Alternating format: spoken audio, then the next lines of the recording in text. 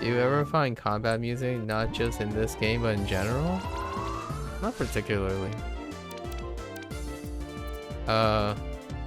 It's probably because I'm not necessarily paying attention to it. I'm constantly having different thoughts about this is happening. Although what I'm doing now can be constituted as a little exhausting. When I'm not like doing this kind of thing, this completionist kind of thing, what I do is I would be watching something.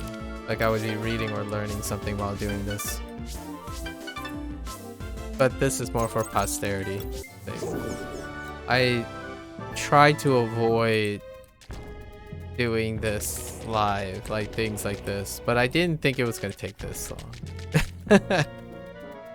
I underestimated. Because there are things that I do, like grinding things that would take 20 hours plus to do, and I would do something else while doing it. I would like learn something while I'm doing it, or read, watch something, ponder about things. Honestly, that's why like MMOs and live service games don't bother me too much. Like what I mean is the whole idea of bootstrapping and stuff. I get it to a point where I could do it without paying attention to it, or even looking at it. So the two live service games I play, I watch and read stuff while doing it. I don't have to be even looking at the game.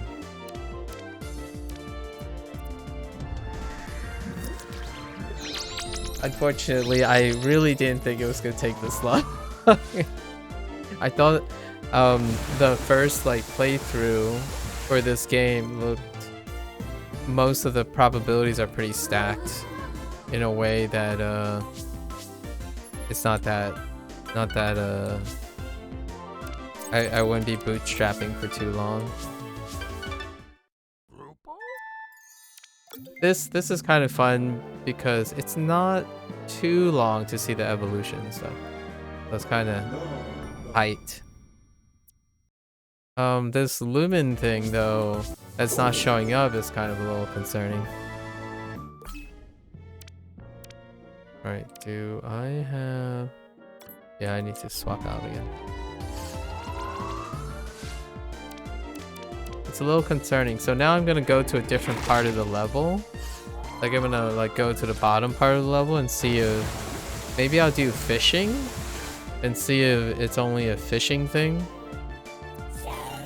I gotta test all the other permutations. When something like this doesn't show up out of randomness, I start looking for alternatives. Do you? How do you feel about combat music? There are games I play where the combat music changes dramatically, but this is not one of those productions. It's quite tough to compose music. A lot of music for games. It's also underappreciated. Music tends to be underappreciated. What's next? Alright. Wagu?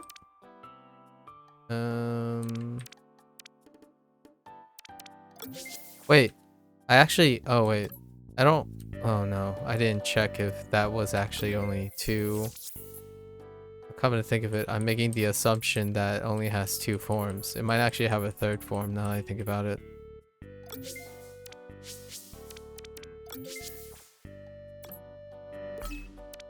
Kinda sorta remember being a third form.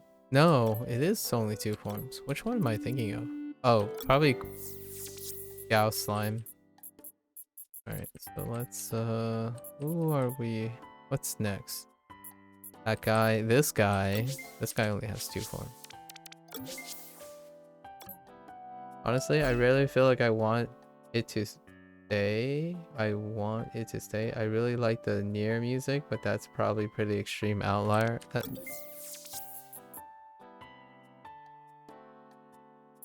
I see. Nier is quite a great soundtrack.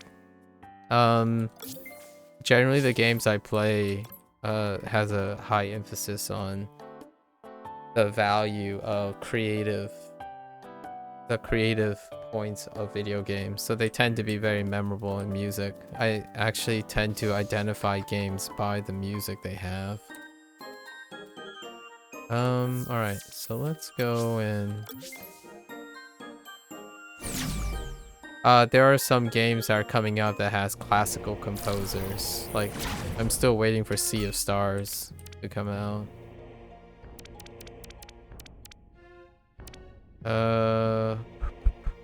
I like Sea of Stars, not the top priority of my interest in Sea of Stars is actually the composer that they got to jump on board to make music for the game. The game itself is a fairly traditional. I mean, like, it looks fairly traditional. I'm not entirely sure if it's gonna go outside the box or not.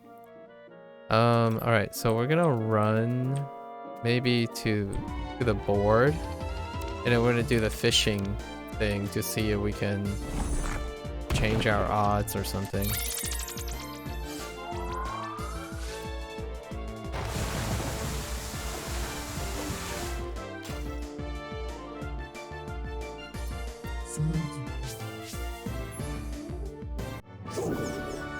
Also, this is a biased take. I like original music.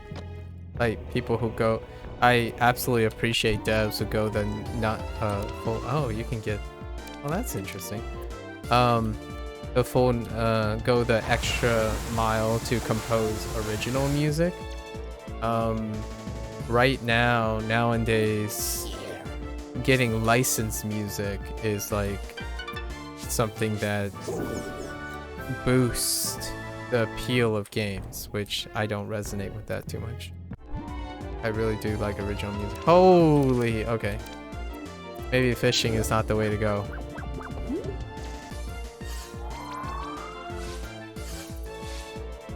Is it just Nibbles evolution stuff? Huh. Huh. Not strong enough to bypass the ineffectiveness. I'll bubble you too. We'll have a bubble party.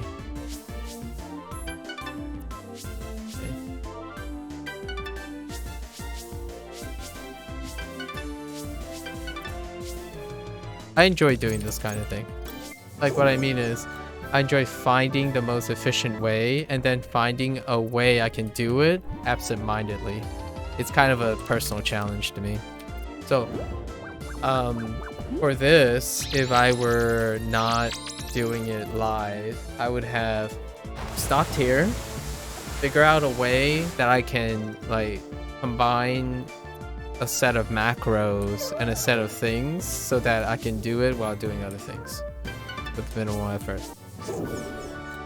Sometimes it doesn't too much extend the composer, especially if you want to have a broader representation, for example, for an in-game radio.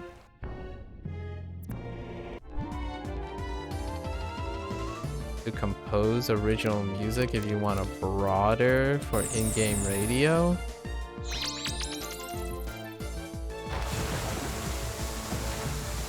I disagree, because not composing original music also is a diminished return in outreach. So if you want an in-game radio, it will appeal to the people who have the in-game radio, the stuff on the in-game radio, and you lose the opportunity for appeal from the original music. Having both I would agree if you said having both, but it does make sense to have original music if you're comparing not having and having, and then in-game radio or original music. They both appeal to a specific audience. Which one's bigger is a little bit more up for debate. All right.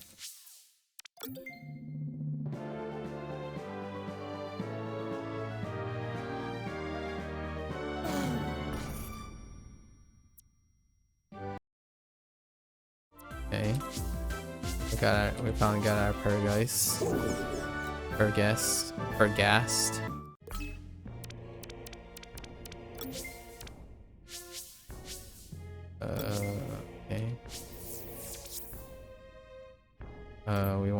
move this item to the squid thing.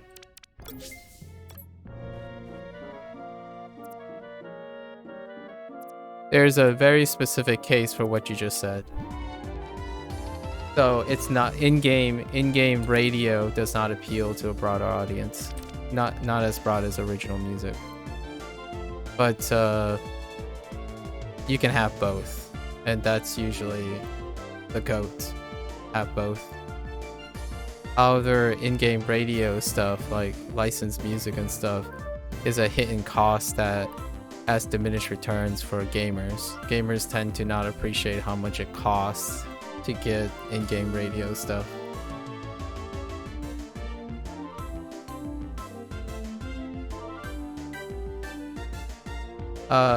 If you watch a playthrough, I mean specific for that radio, of course, it would be nice if it was a consistent theme throughout the game where it's scripted. That's fine. Again, I'm not talking about the actual type of music or any of it's the act of having something and not having something. So not having original music limits its appeal. Not having in-game radio limits its appeal. Because you can turn off in-game radio and you can turn off original music. But having both broadens it logically. So just having more options logically. But original music costs a lot of money, so does in-game radio. Actually, it's a misconception that original music ends up costing more than in-game radio stuff. In-game radio actually tends to cost more because of persistent royalty payments in a way of negotiations and stuff. However, having both, there's a game that recently came out that had both. And hopefully it makes back on its original music and its in-game radio stuff, which is Hi-Fi Rush.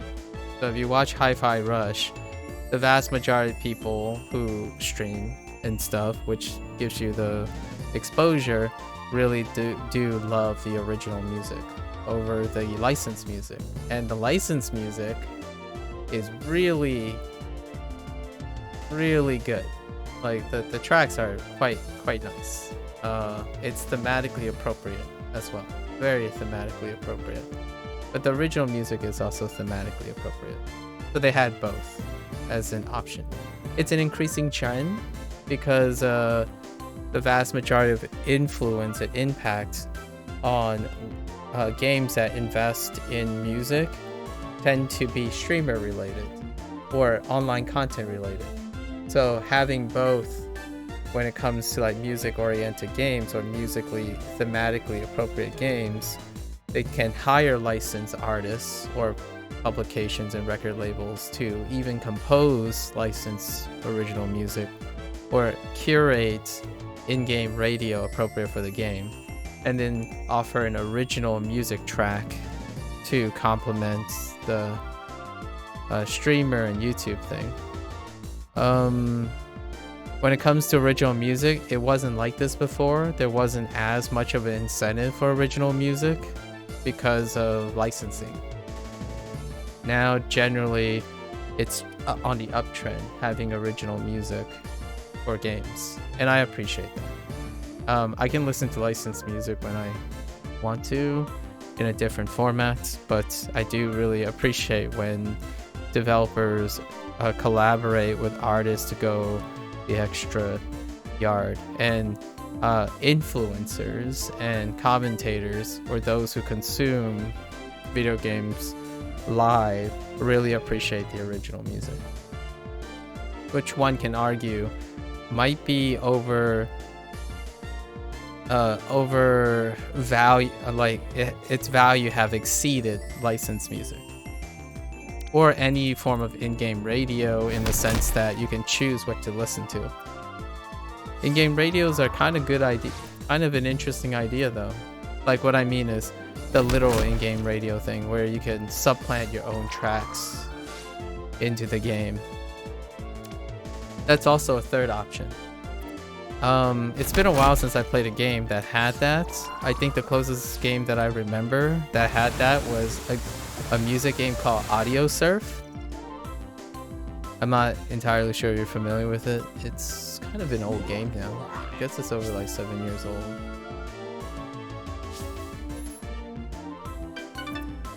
Yeah, Hi-Fi Rush, it's by sheer coincidence I was thinking about the music thing for a bit.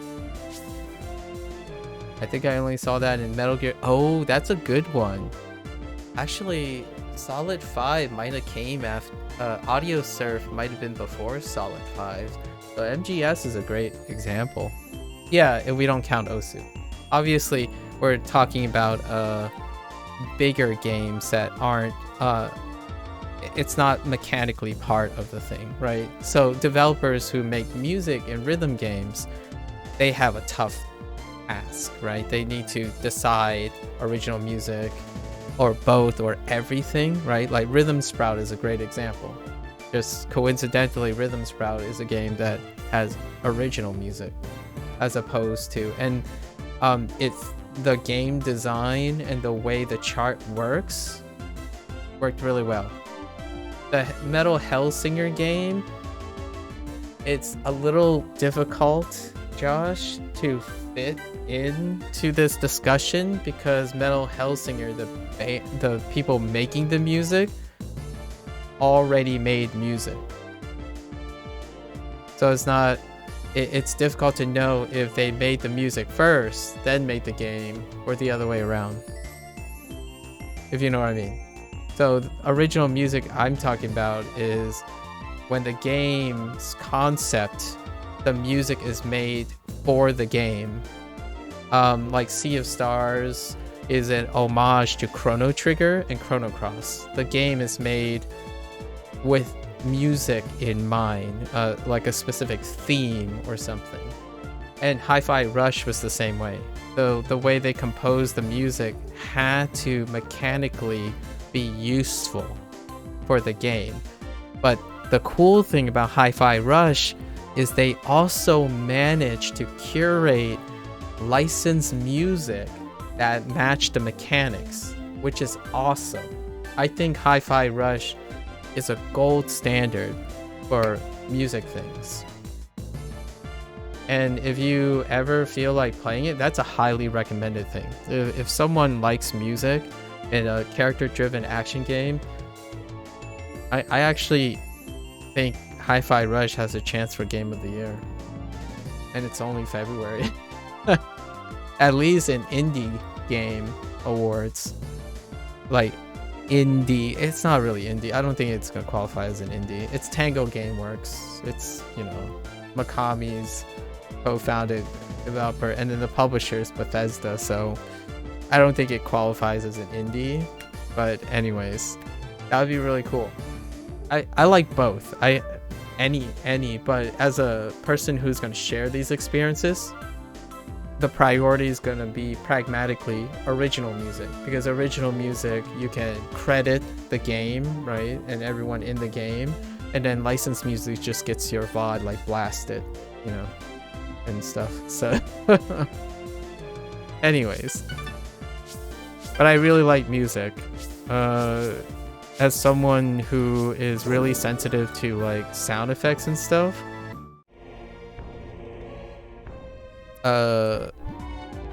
it's like the lifeblood of the artwork. The music is just as tantamount, we'll use a vocabulary word, just as tantamount to the mechanics of the game. It's an unpopular opinion, but I play games where there's quite literally 2 mechanical inputs, and I still love it. So if you're not that kind of person, I don't think you can possibly empathize with me on how important stylization, creativity goes beyond just, does it feel like a video game? Practically everything feels like a video game to me, because video game is the epitome of combining all the creative processes into one. When people compartmentalize what a video game is, a movie, a song, then they compartmentalize the creative value of those things. Like a song, a music, is an emotional experience. And some say like, oh, I listen to music to be happy and stuff. It's like, but that's compartmentalizing music.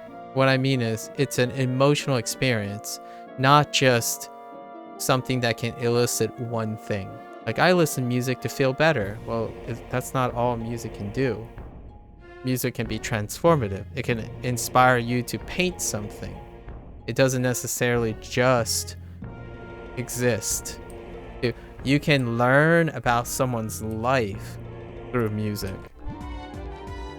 Like, a composer composes something, you can learn about their life through the music. You can feel through their music.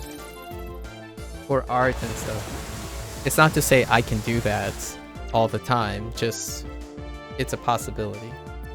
So, and games are like one of the epitomes of that. You have the music, you have the art, you have the storytelling, the literature, and that, if it wasn't art, like, literature and writing used to be at the forefront of the value of a video game.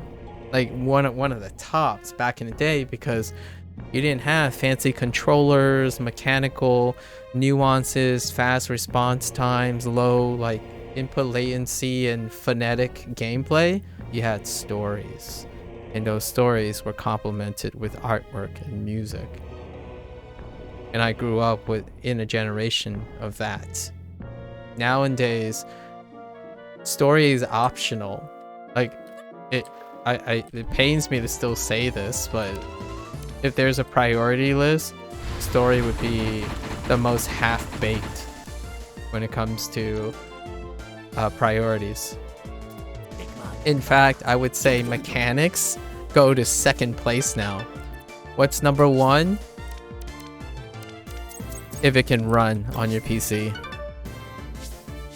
Even though people keep talking about optimizations and stuttering, and they know very little about technology, in my opinion, proportionally worse in technology, let alone they understand the requirements for script writing, musical composition, and like artist stylization. The more vigorous someone writes off the value of the creative process and lean on pragmatic problems, like if it runs well or not,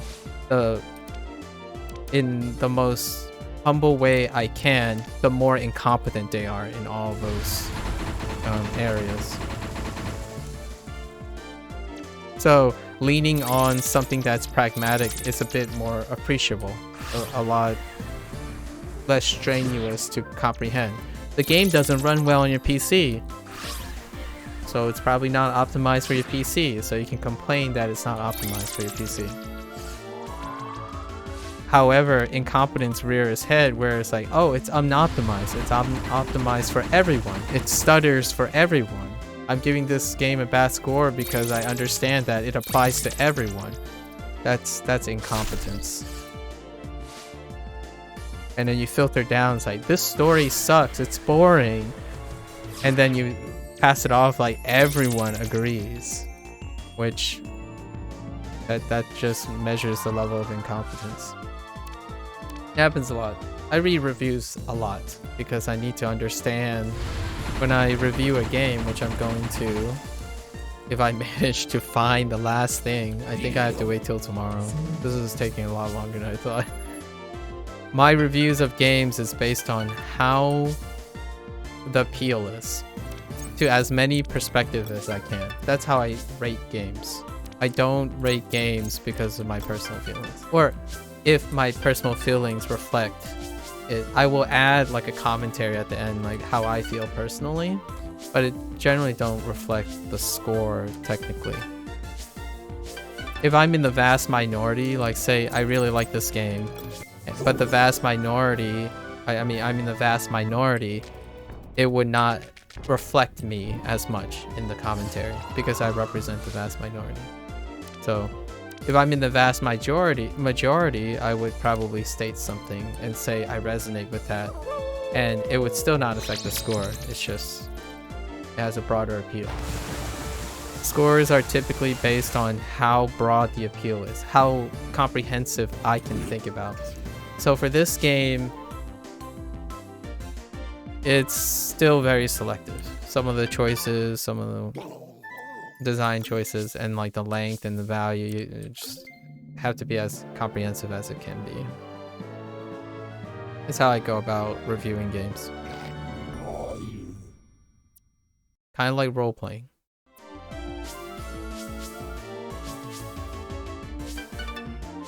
I will be making a comment about the music. So when you asked about the battle music, that has come to mind. It's part of the evaluation of the product.